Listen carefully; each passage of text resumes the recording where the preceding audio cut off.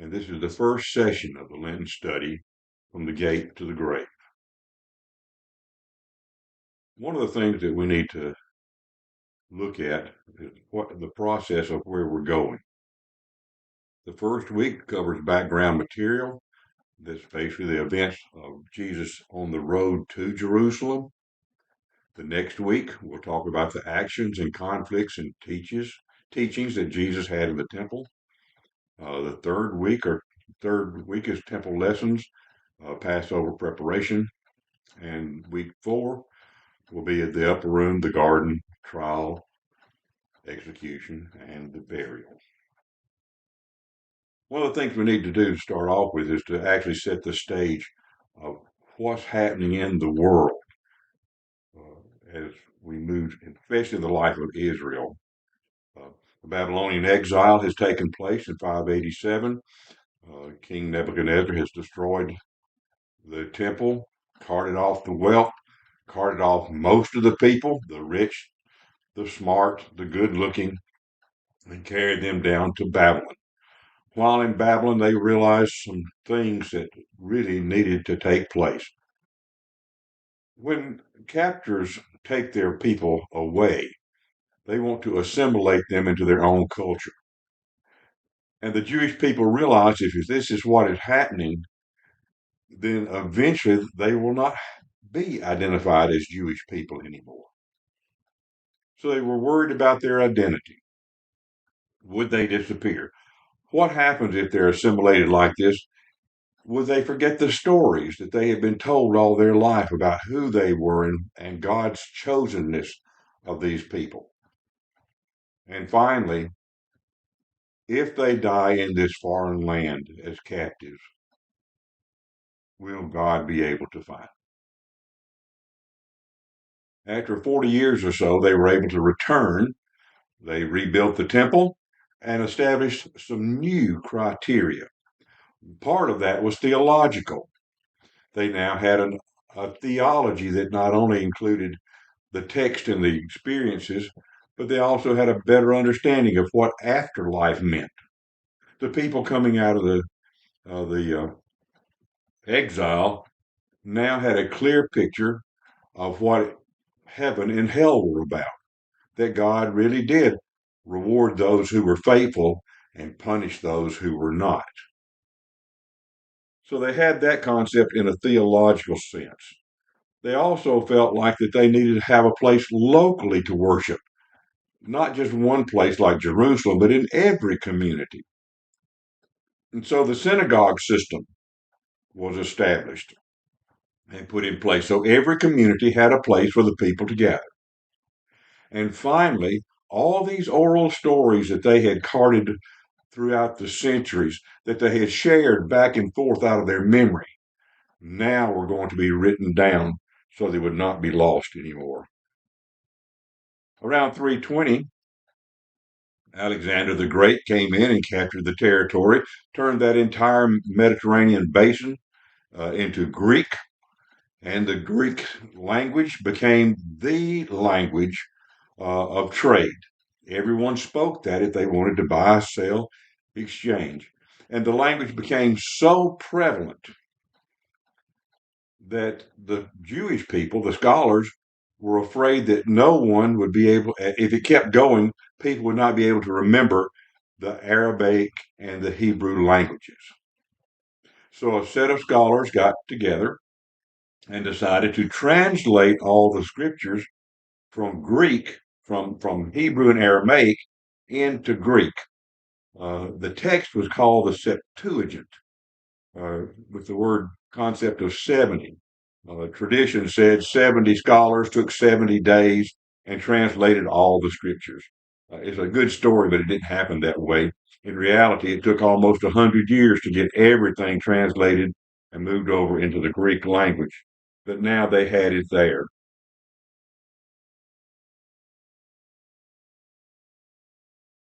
After Alexander died, his kingdom was divided. The Ptolemaic family ran Palestine from 320 to 198. And also, following that, the Seleucids came in and ran that area.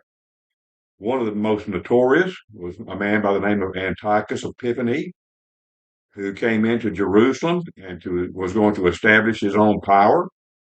He told the Jewish people they could no longer worship, they could no longer teach their children about their Jewish heritage, they could no longer offer sacrifices. He took over the temple and desecrated the temple. He rededicated it to the god of Zeus.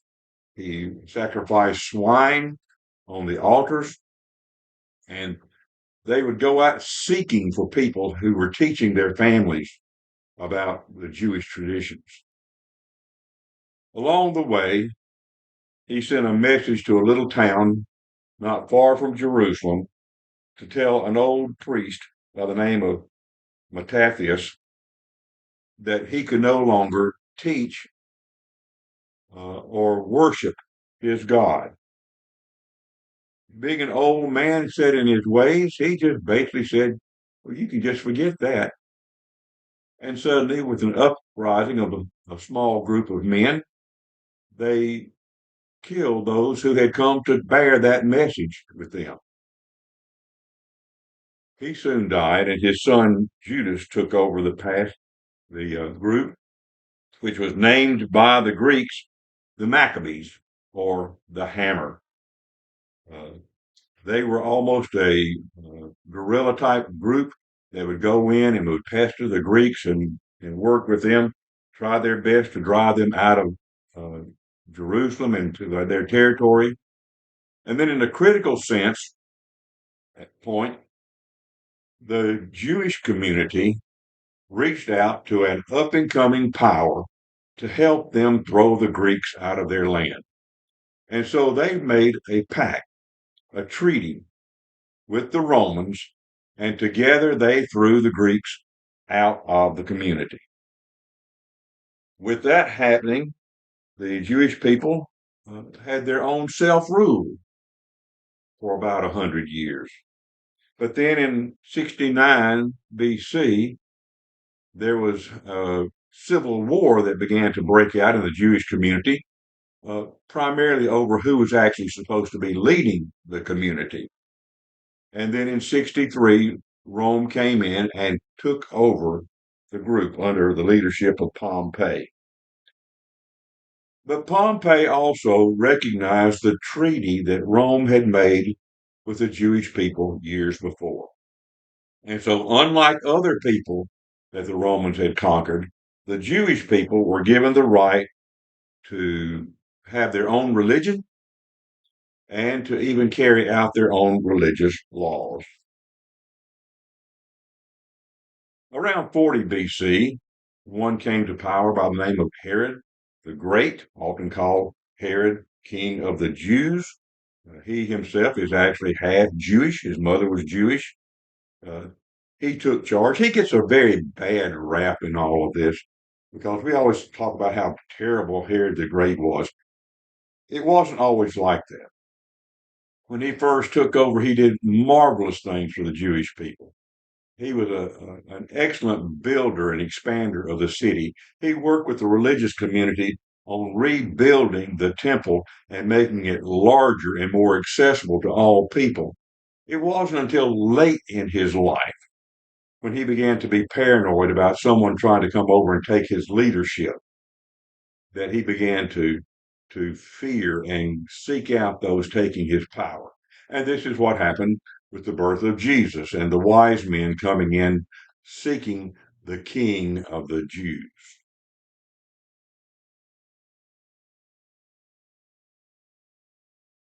There's also a different religious culture and climate in the Jewish community about the time Jesus arrives on the scene. You have a group of people called the Zealots, hidden warriors. These are people who hated Rome with a passion, who wanted to drive Rome out of their land so they could be totally self controlling. Many times these people would go out and pester the Roman soldiers. Sometimes they would even go into alleys and they would stab them or kill them or do something to aggravate Rome, which was not very healthy, but uh, an ever presence to the Romans that not all was well. Another group was called the Essenes. These were religious fundamentalists, people who even went so far as to isolate themselves from other people. They studied the prophets. They looked forward to a time when God would come in and reestablish this whole world around God's dominance. Uh, this is a group of people that also was thought to have raised John the Baptizer. His parents were old when he was born, and it was thought that before they died, or maybe after they died, John was placed in the hands of this community. You had the Sadducees, who were focused on the temple and the Torah, and many times called the old Torah people. These were usually rich and elite people, people of the upper society, uh, had gotten a lot of their wealth because they followed the Roman and Greek ways. They had adopted the practices of the culture. They did not believe in an afterlife. They did not believe in angels. They did not believe in demons. You got what you earned. God's reward was in the here and now. And then you had the Pharisees, who focused on the prophets rather than just the books of Moses. They were more progressive. They were actually the people's party, so to speak, when it came to religious leadership. They did believe in an afterlife. They did believe in the resurrection and the separation of those who did right and those who did wrong. They believed in angels and demons. Uh, and these were the people who were usually found at the feet of Jesus because almost completely Jesus and the Pharisees were on the same page, except when Jesus pressed them to take it even further. And then you had the scribes, who were the legalists, the lawyers, the religious law, that is, who held things in order. And finally, the Sanhedrin. This was a group of people made up of 71 influential individuals who were to sit in the middle between Rome and the Jewish people. Their task was to keep peace in the country. Rome had told them, as long as you pay your taxes and keep the peace, Rome will not interfere. But if you don't do those things, Rome will come down on your head. And so it's the Sanhedrin who is in the center of all this, trying to keep a peaceful balance for it all. In the Synoptic Gospel, Jesus spends most of his time in that northern territory around the Sea of Galilee and the Gentile parts east and west. Um, Jesus arrives when this territory had been divided after Herod the Great. You had Herod Antipas, Herod's son, who is in control of the northern part of the territory, uh, who rules that from 29 to 39. Down in the southern part around Jerusalem, the Judean territory, uh, Pontius Pilate was given the authority. In fact, he was given the title of Prefect of Judea, not the king like Herod the Great had. His title was primarily military, to carry out the power and authority to collect taxes and to keep the peace. And in fact, historians tell us that he was very antagonistic toward the Jewish people, always trying to deal them out some type of grief at all times. And he served there from 26 to about 36 AD. The Synoptic Gospels is what we follow in this particular text. Uh, Matthew, Mark, and Luke are often called synoptic because they follow a common pattern for the life and teachings of Jesus. Uh, Mark was written to a group of people, uh, most scholars think around Rome, who had kind of twisted some of the stories of Jesus, and Mark was going to write a text so that they would tell the story right. Matthew was writing a story aimed primarily at the Jewish people, so that they would understand that Jesus was Messiah. And Matthew so often used Old Testament quotes to prove who Jesus really was.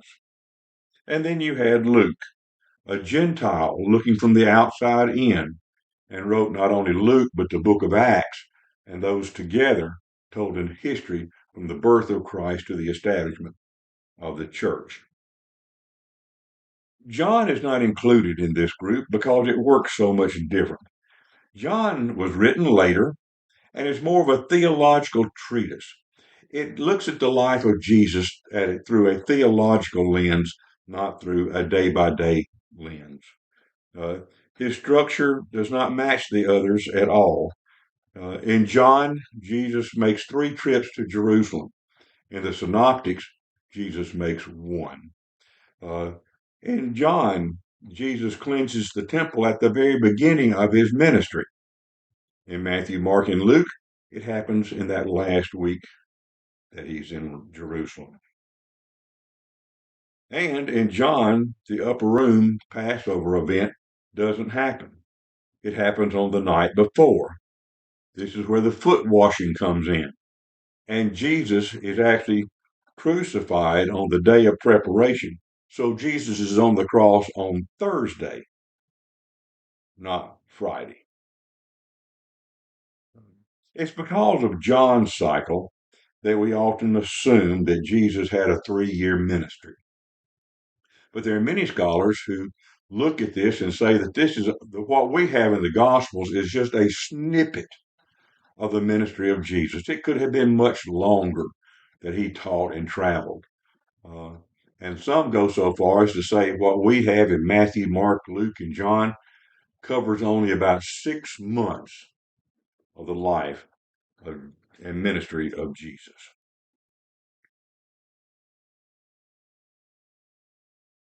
There's times in our lives we want to hurry up and get somewhere.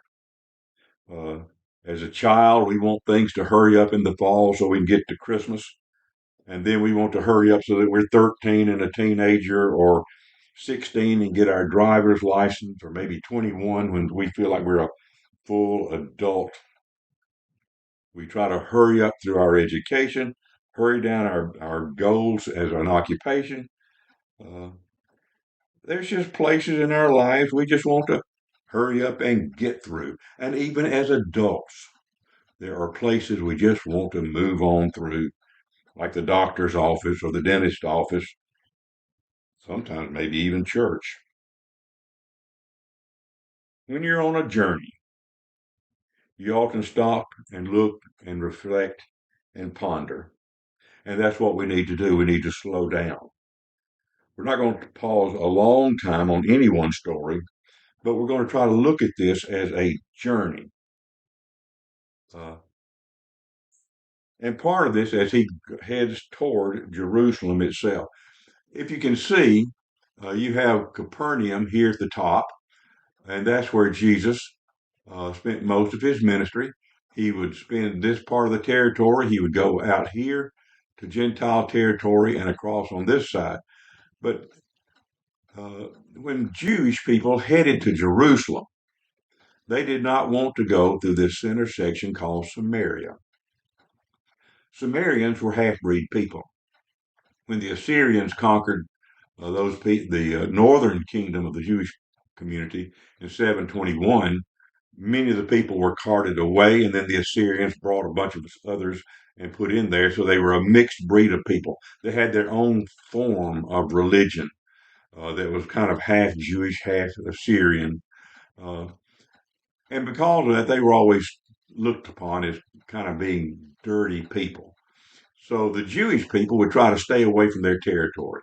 So when they would go from Jerusalem, they go away to one side or the other to stay away from that. Jesus decides, as he is now fixing to make his way down to Jerusalem, he's going straight down through Samarian territory. The pivotal point of this is Luke 9:51.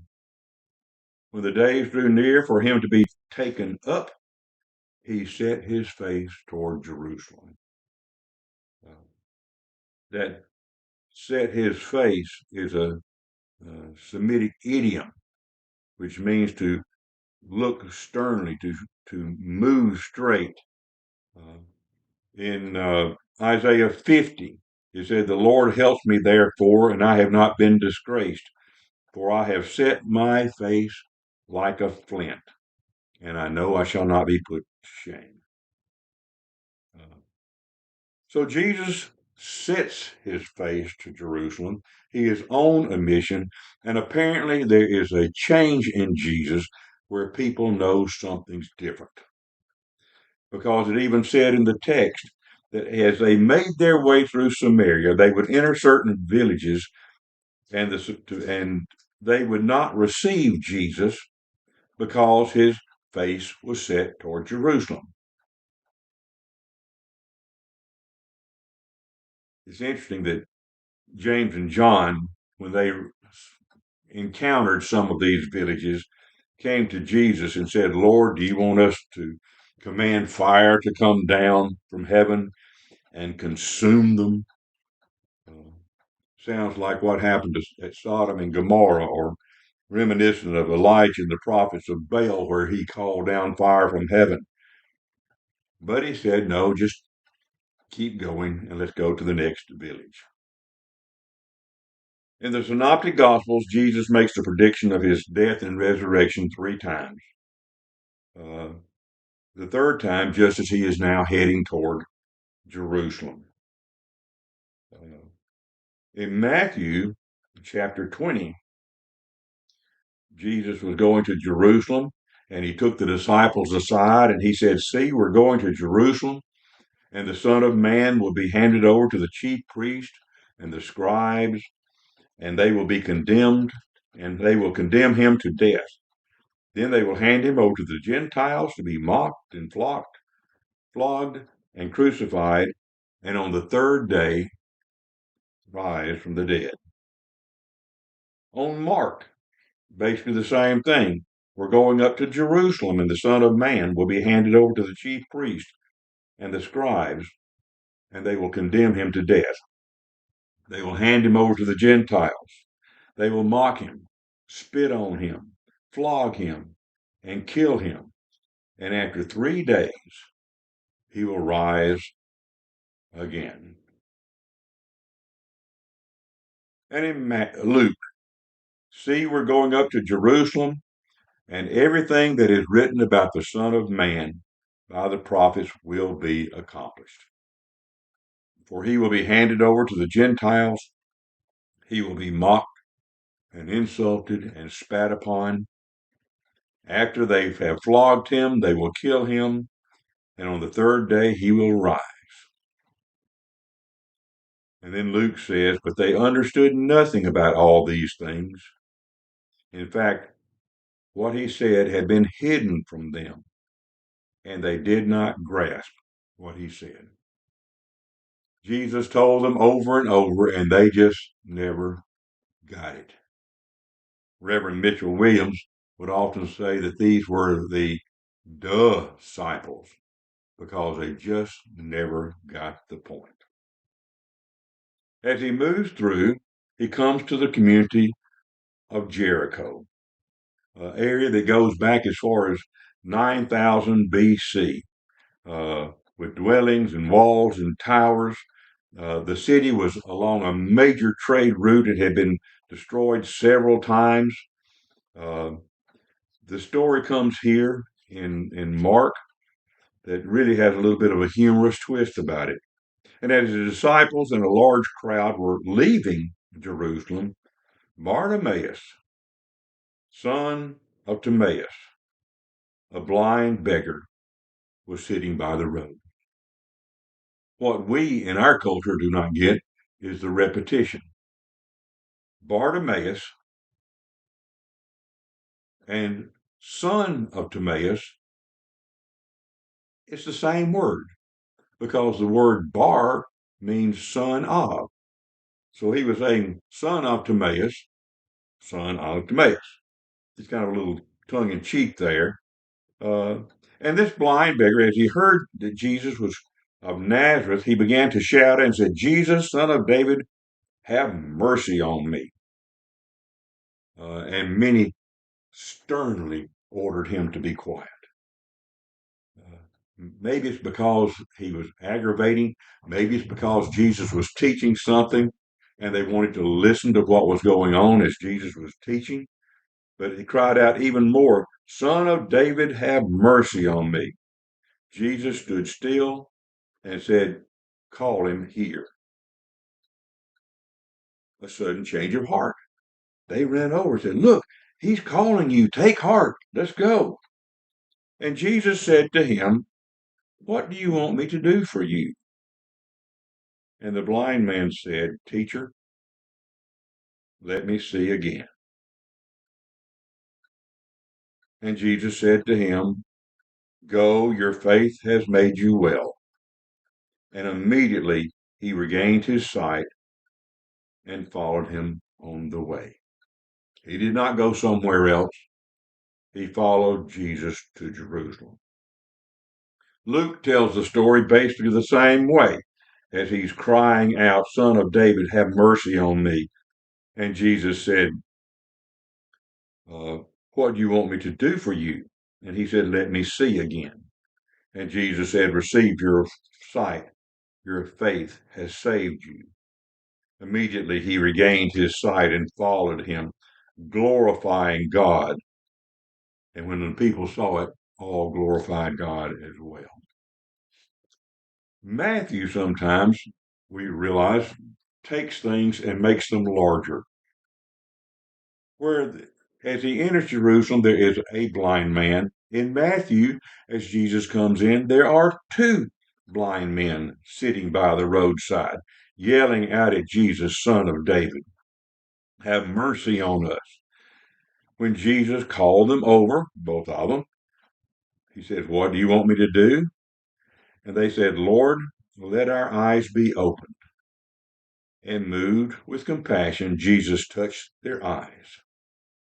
And immediately they regained their sight. It is interesting in all three of these stories, Jesus never touched any of them. A simple word from his mouth regained sight for them. There is a little interesting story on the side, though, that is only found in Luke. Luke 19. He entered Jericho and was passing through, and a man named Zacchaeus, who was a chief tax collector and was rich.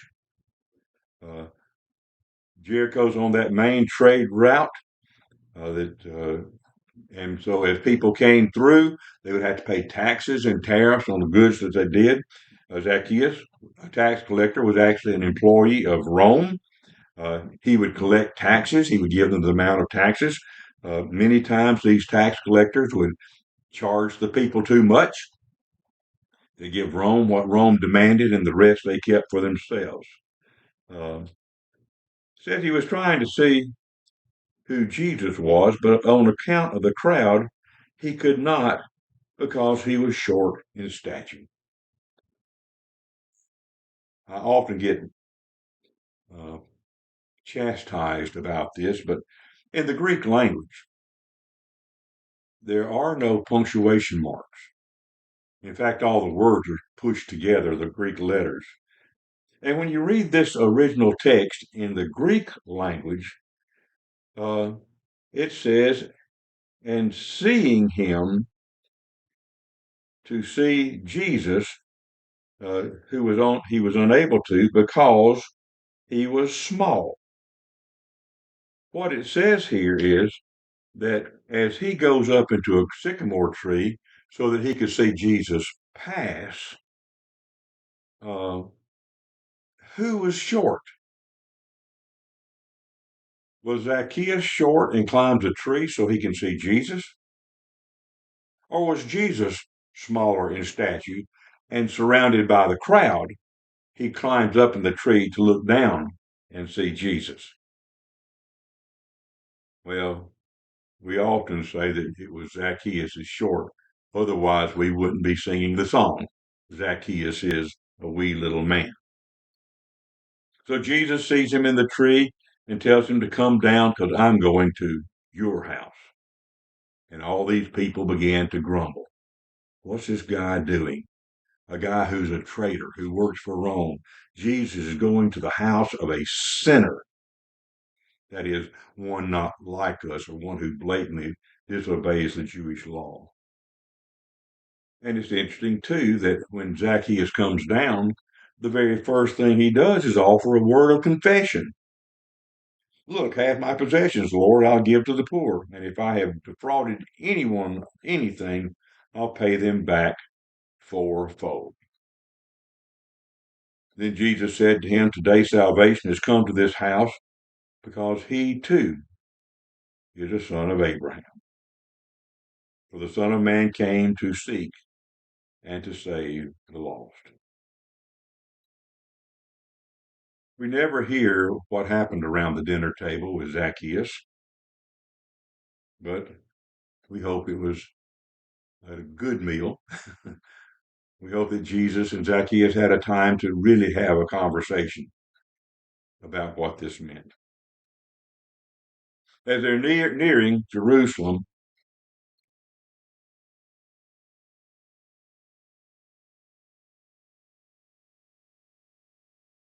it's about Passover time. All good Jews wanted to be in Jerusalem during Passover.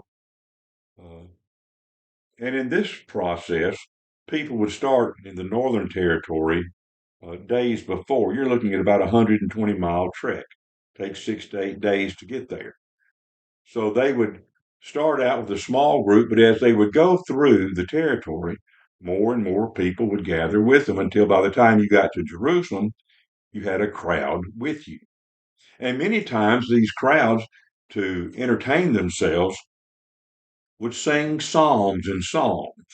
There's a whole block of psalms in the book of Psalms that are considered traveling songs that they would have sung on the way to occupy themselves.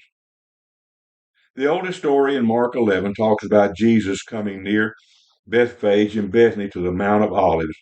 And he sent two disciples and said to them, go to the village ahead of you, and immediately as you enter it, you will find there a colt that has never been ridden. There's something about this entering in on a colt or a horse. It said if someone's coming into a city who has conquered the city, is coming in, if you come in on a donkey, then you're telling the people of that community that you're going to try to work with them and your intent is to bring peace. But if you come in on a horse, especially a war horse, then you're telling these people that he is going to lord over them and be ruler and demand much out of them. Go untie the colt and bring it. And if anyone says why you're doing this, just say the Lord needs it, and then he will return it back immediately. They went away and found a colt tied near a door outside in the street, and as they were untying it, some bystanders, not the owner, bystanders said to them, what are you doing untying the colt? And they told him what Jesus had said, and they allowed them to take the colt. They brought it to Jesus, and they threw their cloaks on it, and he sat on it. Many people spread their cloaks on the road, and others spread leafy branches that they had cut from the fields. This is the same way as a hero coming into town. You're paying homage to him by paving the path in front of him. And those who went ahead shouted, Hosanna! Blessed is he who comes in the name of the Lord. Hosanna in the highest heaven. In Matthew, as usual, he doubles the count. Go into the village and you will find a donkey tied and a colt with her. Untie them and bring them to me. And if anybody asks you, just say the Lord needs them. This took place to fulfill what had been spoken through the prophet. That's Matthew's proof texting of Old Testament. Tell the daughter of Zion, look, your king is coming to you, humble and mounted on a donkey, and on a colt, the foal of a donkey. The disciples brought the donkey and the colt, put their cloaks on it, and he sat on them. them. When I read this story, when I read this story, I think of the circus performer who comes in with horses and they have one foot on one horse and one foot on another as they run around the ring. Uh, I don't see Jesus doing that on a small animal like this. I, I guess I would picture him sitting on the donkey and maybe hanging his feet, propping it up on the colt itself. But as he straddles these two, a very large crowd spread their cloaks and others cut branches, and the crowds went ahead shouting, Hosanna. And in Luke, go and you will find a colt that has never been ridden. Ask the owners, and they will give it to you. And they brought it to Jesus, and throwing their cloaks on the colt, they sat Jesus on it, and he rode along, and the people kept spreading their cloaks on the road. Blessed is the King who comes in the name of the Lord. Now, in all three of these in the synoptics, you have Jesus riding an animal, you have people putting their cloaks on the animal as well as on the road, you have people going out into the fields and the areas, cutting leafy branches of things and laying them on the road in front. So, where did this business of Palm Sunday come from? We didn't hear the word palm in any of these three texts. Well, it's John. John says that they were palm branches laid out. So that now brings us to the gate of Jerusalem with Jesus about to make his entry. And that's where we will begin our study next week.